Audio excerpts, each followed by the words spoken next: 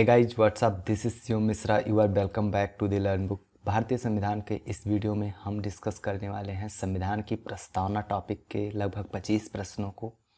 संविधान की प्रस्तावना बहुत ही महत्वपूर्ण टॉपिक है भारतीय संविधान की, क्योंकि इस टॉपिक से लगभग हर बार प्रश्न बनते हैं और हर बार नए प्रश्न बनते हैं। तो इस वीडियो में हम इस टॉपिक को कुछ इस प्रकार से चर्चा करेंगे कि अगर आप इस वीडियो को लास्ट तक देख लेते हैं, जो भी हमारे लगभग 25 प्रश्नों का कलेक्शन है, आप उसको देख लेते हैं तो आप बहुत ही अच्छा करेंगे। तो आइए देखते हैं। सबसे पहला प्रश्न है, संविधान की प्रस्तावना का विधिक स्वरूप क्या है? यह लागू किया जा सकता है, यह लागू नहीं किया जा सकता है, विशेष परिस्थितियों में लागू किया जा सकता है, या उपरोक्त में से कोई नहीं। तो संविधान की जो प्रस्तावना है इसकी प्रकृति न्याय योग्य नहीं है, अर्थात इसे लागू नहीं किया जा सकता है, यानी कि इस प्रश्न का भी ऑप्शन सही होगा। केशवानंद भारती मामले में सर्वोच्च न्यायालय के अनुसार संविधान की उद्देशिका का उपयोग संविधान के अस्पष्ट क्षेत्रों की व्याख्या करने में किया जा सकता है। अगला प्रश्न है, भारतीय संविधान की प्रस्तावना में कितने प्रकार का न्याय, स्वतंत्रता, समानता एवं भ्रातृत्व का उसी क्रम में उल्लेख किया गया है?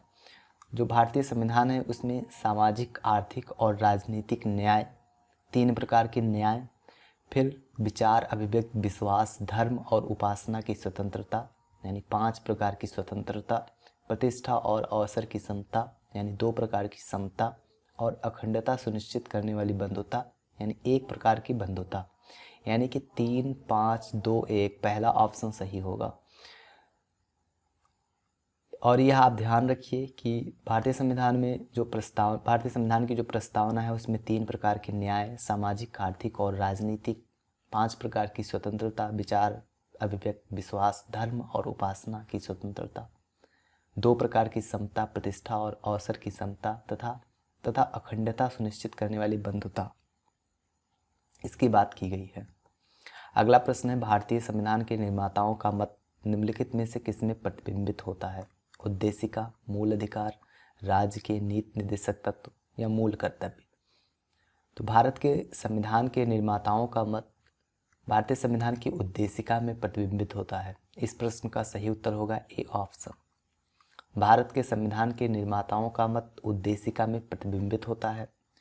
13 दिसंबर 1946 को संविधान सभा के समक्ष जवाहरलाल नेहरू द्वारा प्रस्तुत उद्देश्य प्रस्ताव को 22 जनवरी 1947 को पारित किया गया।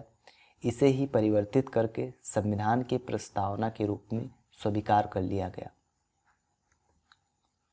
अगला प्रश्न है, भारतीय संविधान की प्रस्तावना में धर्मनिरपेक्ष व समाजवादी शब्द जोड़े गए हैं 39वें संविधान संशोधन द्वारा, 41वें संविधान संशोधन द्वारा, 42वें संशोधन द्वारा या 44वें संशोधन द्वारा? तो भारतीय संविधान की प्रस्तावना में धर्मनिरपेक्ष व समाजवादी शब्द 42वें संविधान संशोधन के द्वारा जोड़े गए हैं। 42वें संविधान संशोधन अधिनियम 1976 द्वारा भारतीय संविधान की प्रस्तावना में समाजवादी, पंथ निरपेक्ष और अखंडता शब्द जोड़ा गया है। तो इस प्रश्न का सही उत्तर होगा सी ऑप्शन, 42वें संशोधन द्वारा। अगला प्रश्न है, संविधान में हमारे राष्ट्र का उल्लेख किस नाम से किया गया है? ऑप्शंस हैं भारत तथा इंडिया, केवल भारत, हिंदुस्तान तथा इंडिया, भारत, हिंदुस्तान तथा इंडिया। संविधान में हमारे राष्ट्र का उल्लेख 2 नामों भारत तथा इंडिया के रूप में किया गया है। अनुच्छेद 1(1) उल्लेख करता है कि भारत अर्थात इंडिया राज्यों का संघ होगा। तो इस प्रश्न का सही उत्तर है ए ऑप्शन, भारत तथा इंडिया। भारतीय संविधान में भारत के 2 नामों का उल्लेख किया गया है, भारत और एक इंडिया। अगला प्रश्न है, भारत में लौकिक सार्वभौमिकता है क्योंकि संविधान की प्रस्तावना आरंभ होती है प्रजातांत्रिक भारत शब्दों से, जनता के जनतंत्र शब्दों से, जनता के लोकतंत्र शब्दों से, हम भारत के लोक शब्दों से। जो भारत की संविधान की प्रस्तावना है वो हम भारत के लोक शब्दों से स्टार्ट होती है। तो इस प्रश्न का सही उत्तर होगा डी ऑप्शन। जो भारतीय संविधान की प्रस्तावना होती है वो हम भारत के लोग भारत को एक संपूर्ण प्रभुत्व संपन्न समाजवादी, पंथ निरपेक्ष, लोकतंत्रात्मक गणराज्य बनाने के लिए तथा उसके समस्त नागरिकों को 3 प्रकार के न्याय, 5 प्रकार की स्वतंत्रता और 2 प्रकार की समता तथा 1 प्रकार का बंधुत्व दिलाने के लिए तो भारतीय संविधान की प्रस्तावना हम भारत के लोग शब्दों से स्टार्ट होती है। तो इस प्रश्न का सही उत्तर होगा डी ऑप्शन। अगला प्रश्न है, निम्न शब्दों पर विचार करें। समाजवादी, प्रजातांत्रिक, सार्वभौमिक, धर्मनिरपेक्ष। सही शब्दों को विचारानुक्रम क्रम दीजिए। तो जो भारतीय संविधान की प्रस्तावना है उसमें सबसे पहले सार्वभौमिकता का उल्लेख है, इसके बाद में संपूर्ण प्रभुत्व संपन्न, फिर समाजवादी यानी सार्वभौमिक। इस प्रश्न के अनुसार अगर देखा जाए तो सार्वभौमिक के बाद में फिर समाजवादी है, यानी पहले सी होगा फिर ये होगा। और इस तरह से इस प्रश्न के ऑप्शंस में पहले ही ऑप्शन में ऐसा है तो ये पहला उत्तर सही होगा, इसका पहला ऑप्शन सी ये। फिर इसके बाद में धर्मनिरपेक्ष और फिर प्रजातांत्रिक, धर्मनिरपेक्ष और फिर प्रजातांत्रिक यानी कि लोकतंत्रात्मक गणराज्य। तो इस प्रश्न का सही उत्तर होगा ए ऑप्शन।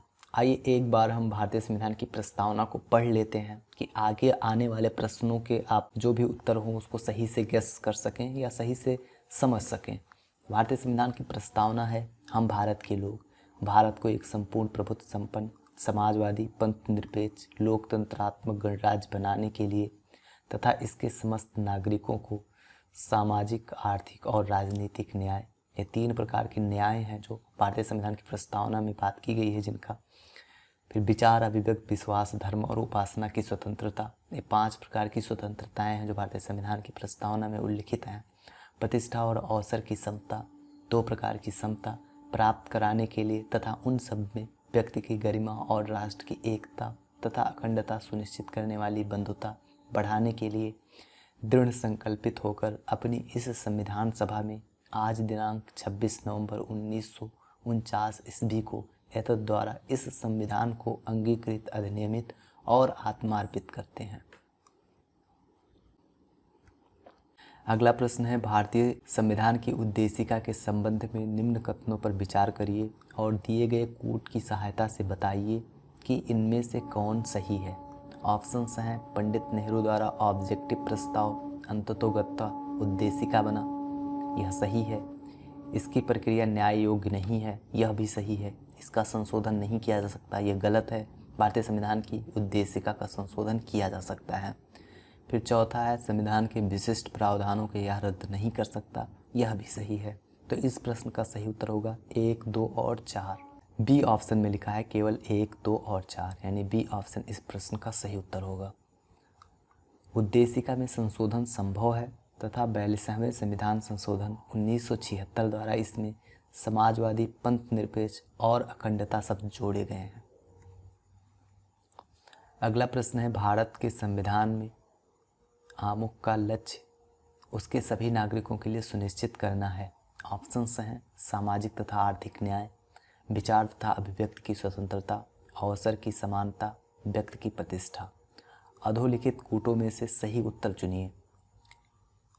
भारतीय संविधान की जो प्रस्तावना है उसमें नागरिकों को सामाजिक, आर्थिक और राजनीतिक न्याय, विचार, अभिव्यक्ति, विश्वास, धर्म और उपासना की स्वतंत्रता, प्रतिष्ठा और अवसर की समता तथा व्यक्ति की गरिमा सुनिश्चित करना है। तो व्यक्ति की प्रतिष्ठा यह सही होगा। अवसर की समानता, देखिए अवसर की समानता का भी उल्लेख मिलता है, यानी तीसरा जो कथन है वो भी सही होगा।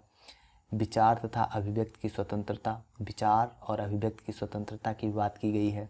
सामाजिक और आर्थिक न्याय, सामाजिक, आर्थिक और राजनीतिक न्याय की भी बात की गई है। तो उपयुक्त जो चारों कथन दिए गए हैं ये सही हैं। तो इस प्रश्न का सही उत्तर होगा D option, all of the above. अगला प्रश्न है, नीचे 2 कथन दिए गए हैं जिनमें से एक को कथन ए तथा दूसरे को कारण आर कहा गया है। कथन ए कहता है, भारत एक संपूर्ण प्रभुत्व संपन्न, समाजवादी, धर्मनिरपेक्ष, लोकतंत्रात्मक गणराज्य है। कारण, इसे 42वें संशोधन अधिनियम संशोधन 1976 द्वारा संपूर्ण प्रभुत्व संपन्न लोकतंत्रात्मक गणराज्य के स्थान पर प्रतिस्थापित किया गया। विकल्प देखिए, ए तथा आर दोनों सही हैं तथा आर ए की सही व्याख्या है। तो भारत एक संपूर्ण प्रभुत्व संपन्न, समाजवादी, धर्मनिरपेक्ष, लोकतंत्रात्मक गणराज्य है, यह सही है। तो जो कथा कारण है यह इसकी सही व्याख्या करता है। तो पहला ऑप्शन सही होगा, ए तथा आर दोनों सही हैं और आर ए की सही व्याख्या करता है। 42वें संविधान संशोधन 1976 द्वारा उद्देशिका में समाजवादी, पंथ निरपेक्ष एवं अखंडता शब्द जोड़े गए हैं। बार बार ये चीज़ें मिल रही हैं कि 42वें संविधान संशोधन 1976 द्वारा 3 शब्द समाजवादी, पंथ निरपेक्ष और अखंडता शब्द जोड़े गए हैं। तो आप इसको याद कर लीजिए, रट लीजिए, क्योंकि हर बार जब भी आप पेपर देने जाएंगे तो इस तरह से प्रश्न आपको मिलने वाले हैं। अगला प्रश्न है, हम भारत के लोग शब्दों का प्रयोग भारतीय संविधान में कहाँ किया गया है? हम भारत के लोग भारतीय संविधान में, संविधान की प्रस्तावना में उल्लिखित है। नीति निर्देशक सिद्धांत, मौलिक अधिकार, नागरिकता में इसका उल्लेख नहीं, बल्कि संविधान की प्रस्तावना में। इस प्रश्न का सही विकल्प होगा डी ऑप्शन। भारतीय संविधान की प्रस्तावना शुरू होती है, हम भारत के लोग, भारत को एक संपूर्ण प्रभुत्व संपन्न, तो हम भारत के लोग से स्टार्ट होती है और इसके आगे में पूरी संविधान की प्रस्तावना लिखी गई है। अगला प्रश्न है, सभी व्यक्ति पूर्णता एवं समान रूप से मानव हैं, यह सिद्धांत जाना जाता है। सार्वभौमिकता, समष्टिवाद, समाजवाद, अंतःक्रियावाद। अब देखिए, भारतीय संविधान की प्रस्तावना अगर आपने रट भी लिया है तो जब इस तरह से प्रश्न आपको मिलेंगे तो आपको एक बार सोचना पड़ जाएगा। तो सभी व्यक्ति पूर्णता समान रूप से मानव हैं, इस सिद्धांत को सार्वभौमिकता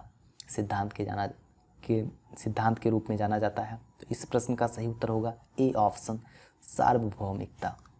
अगला प्रश्न है, भारत के संदर्भ में निम्न में कौन धर्मनिरपेक्ष शब्द का सही भाव व्यक्त करता है? ऑप्शंस हैं, भारत में अनेक धर्म हैं, भारतीयों को धार्मिक स्वतंत्रता प्राप्त है, धर्मानुपालन व्यक्ति की इच्छा पर निर्भर है, भारत में राज्य का कोई धर्म नहीं है। तो इस प्रश्न का सही विकल्प होगा डी ऑप्शन, भारत में राज्य का कोई धर्म नहीं है। भारत एक पंथ निरपेक्ष या धर्मनिरपेक्ष राज्य है। अगला प्रश्न है, निम्नलिखित में कौन सा शब्द भारत के संविधान की उद्देशिका नहीं है? उद्देशिका में नहीं है। समाजवादी, पंथ निरपेक्ष, संप्रभुता संपन्न, लोक कल्याण। जो ऊपर के 3 विकल्प दिए गए हैं, समाजवादी, पंथ निरपेक्ष, संप्रभुता संपन्न, इनका उल्लेख भारतीय संविधान की उद्देशिका में है। लोक कल्याण का उल्लेख भारतीय संविधान की उद्देशिका में नहीं है। अगला प्रश्न है, भारतीय संविधान की प्रस्तावना में निम्नलिखित में किस स्वतंत्रता का वर्णन नहीं है? विचार की स्वतंत्रता, विचार प्रकट करने की स्वतंत्रता, विश्वास की स्वतंत्रता या आर्थिक स्वतंत्रता। तो जो भारतीय संविधान की प्रस्तावना है उसमें सामाजिक, आर्थिक और राजनीतिक न्याय की बात की गई है, आर्थिक स्वतंत्रता की बात नहीं की गई है। तो इस प्रश्न का सही विकल्प होगा डी ऑप्शन, आर्थिक स्वतंत्रता। इसमें विचार, अभिव्यक्ति, विश्वास, धर्म और उपासना की स्वतंत्रता की बात की गई है। तो ऊपर के तीनों विकल्प सही हैं, जो डी ऑप्शन है वह सही नहीं है। तो इस प्रश्न का सही विकल्प होगा डी ऑप्शन, आर्थिक स्वतंत्रता। अगला प्रश्न है, निम्नलिखित में से कौन भारतीय संविधान की प्रस्तावना में उल्लिखित नहीं है? सामाजिक न्याय, आर्थिक न्याय, राजनीतिक न्याय या धार्मिक न्याय। देखिए 3 प्रकार के न्याय हैं, सामाजिक, आर्थिक और राजनीतिक। धार्मिक न्याय की बात भारतीय संविधान की प्रस्तावना में उल्लिखित नहीं है। तो इस प्रश्न का उत्तर होगा धार्मिक न्याय, डी ऑप्शन। अगला प्रश्न है, संविधान की प्रस्तावना के बारे में कौन सा कथन सही है? समाजवादी, धर्मनिरपेक्ष शब्द 1950 में लागू संविधान के अंग नहीं थे, यह सही है। उक्त शब्द, जो ये दोनों शब्द हैं, ये 1977 के संविधान संशोधन द्वारा जोड़े गए, यह गलत है, 1976 के संशोधन द्वारा जोड़े गए हैं। उक्त शब्द 1985 के संशोधन द्वारा जोड़े गए, यह भी गलत होगा। उक्त शब्द संविधान की प्रस्तावना के अंग नहीं है, यह भी गलत होगा, क्योंकि वर्तमान में समाजवादी और धर्मनिरपेक्ष शब्द संविधान की प्रस्तावना के अंग हैं और इनको 1976 में 42वें संविधान संशोधन द्वारा जोड़ा गया था। अगला प्रश्न है, भारतीय संविधान का कौन सा भाग संविधान की आत्मा कहलाता है? तो भारतीय संविधान की आत्मा संविधान की जो उद्देशिका है उसे कहा जाता है। यहाँ पे उल्लेखनीय है कि डॉक्टर भीमराव अंबेडकर ने संवैधानिक उपचारों के अधिकार को संविधान की आत्मा और हृदय कहा है, लेकिन जब केवल इस तरह से स्टेटमेंट मिले कि संविधान का कौन सा भाग संविधान की आत्मा कहलाता है, तो वहाँ पे सही विकल्प होगा उद्देशिका। लेकिन अगर वहाँ पे स्टेटमेंट में डॉक्टर भीमराव अंबेडकर को इंक्लूड किया जाए तो उनके अनुसार संवैधानिक उपचारों के अधिकार को संविधान की आत्मा और हृदय कहा जाता है। अगला प्रश्न है, निम्नलिखित में से किसने भारतीय संविधान की प्रस्तावना को हमारे संप्रभु प्रजातांत्रिक गणराज्य की जन्मकुंडली कहा? ऑप्शंस हैं, Jawaharlal Nehru, Vallabh Bhai Patel, B R Ambedkar, K M. Munshi, Mahatma Gandhi. K M. Munshi ने भारतीय संविधान की प्रस्तावना को हमारे संप्रभु प्रजातांत्रिक गणराज्य की जन्म कुंडली कहा है। अगला प्रश्न है, संविधान को एक पवित्र दस्तावेज किसने कहा है? संविधान को एक पवित्र दस्तावेज डॉक्टर भीमराव अंबेडकर ने कहा है। तो इस प्रश्न का सही उत्तर होगा भीमराव अंबेडकर, ए ऑप्शन। 29 अगस्त 1947 को संविधान सभा ने भीमराव अंबेडकर की अध्यक्षता में 7 सदस्य प्रारूप समिति का गठन किया था। प्रारूप समिति के अध्यक्ष कौन थे? डॉक्टर भीमराव अंबेडकर। अगला प्रश्न है, किस वाद के फैसले में सर्वोच्च न्यायालय ने सर्वप्रथम घोषित किया कि उद्देशिका संविधान का हिस्सा नहीं है? ऑप्शंस हैं बेरुबारी, सज्जन सिंह, गोलकनाथ, केशवानंद भारती। बेरुबारी यूनियन 1960 के बाद में सर्वोच्च न्यायालय ने सर्वप्रथम घोषित किया कि उद्देशिका संविधान का अंग नहीं है। तो इस प्रश्न का सही उत्तर होगा ए ऑप्शन। यहाँ पे यह बात उल्लेखनीय है कि केशवानंद भारती बनाम केरल राज्य के वाद में सर्वोच्च न्यायालय ने उपयुक्त निर्णय को पलटते हुए उद्देशिका को संविधान का भाग मान लिया था। तो वर्तमान में भारतीय संविधान की जो उद्देशिका है वो संविधान का भाग है। केशवानंद भारती बनाम केरल राज्य के बाद में सर्वोच्च न्यायालय ने माना है। लेकिन इस प्रश्न का सही उत्तर होगा बेरुबारी। बेरुबारी यूनियन 1960 में सर्वोच्च न्यायालय ने सर्वप्रथम यह घोषित किया था कि संविधान की उद्देशिका संविधान का अंग नहीं है। अगला प्रश्न है, निम्नलिखित में से किस वाद में उच्चतम न्यायालय ने धारणा प्रस्तुत की कि उद्देशिका संविधान का भाग है? ऑप्शंस हैं यूनियन ऑफ इंडिया बनाम डॉक्टर कोहली, बनारसी दास बनाम स्टेट ऑफ यूपी, बम्बई बनाम union of India, Malak Singh बनाम स्टेट ऑफ पंजाब। तो इस प्रश्न का सही उत्तर होगा सी विकल्प, जो बम्बई बनाम यूनियन ऑफ इंडिया दिया हुआ है। बम्बई बनाम यूनियन ऑफ इंडिया के मामले में उच्चतम न्यायालय ने कहा था कि उद्देशिका संविधान का अभिन्न अंग है। यहाँ पे यह भी उल्लेखनीय है कि केशवानंद भारती बनाम केरल राज्य के मामले में भी बहुमत से दिए गए निर्णय में उद्देशिका को संविधान का भाग माना गया था। अगला प्रश्न है, संविधान निम्नलिखित विवादों में से किसमें सर्वोच्च न्यायालय ने प्रस्तावना को भारतीय संविधान के मौलिक संरचना का भाग स्वीकार किया? बेरुबारी विवाद, ए.के. गोपालन विवाद, प्रिवी पर्स विवाद, केशवानंद भारती विवाद। तो इस प्रश्न का सही उत्तर होगा डी ऑप्शन, केशवानंद भारती विवाद। निम्नलिखित में से कौन एक भारतीय संविधान के उद्देश्यों को प्रतिबिंबित करता है? मौलिक अधिकार, संविधान की प्रस्तावना, राज्य के नीति निर्देशक तत्व या संसद। तो जो संविधान की प्रस्तावना है वो भारतीय संविधान के उद्देश्यों को प्रतिबिंबित करती है। तो इस प्रश्न का सही उत्तर होगा बी ऑप्शन, संविधान की प्रस्तावना। भारतीय संविधान की प्रस्तावना संविधान के उद्देश्यों को प्रतिबिंबित करती है। प्रस्तावना में जिन आदर्शों एवं उद्देश्यों की रूपरेखा दी गई है उनकी व्याख्या संविधान में आगे मूल अधिकारों, राज्य के नीति निर्देशक सिद्धांतों तथा मौलिक कर्तव्यों के अध्याय में दी गई है। अगला प्रश्न है, भारत के संविधान की उद्देशिका में कितने प्रकार के न्याय की व्यवस्था की गई है? तो भारतीय संविधान की उद्देशिका में 3 प्रकार के न्याय की बात की गई है, सामाजिक, आर्थिक और राजनीतिक न्याय। तो ये इतने प्रश्न थे जिन पर हमने डिस्कस किया। मुझे उम्मीद है कि ये सारे प्रश्नों का कलेक्शन आपको पसंद आया होगा। अब आइए एक बार हम संविधान की प्रस्तावना को एक बार और रिवाइज कर लेते हैं। संविधान की प्रस्तावना को एक बार पढ़ लेते हैं।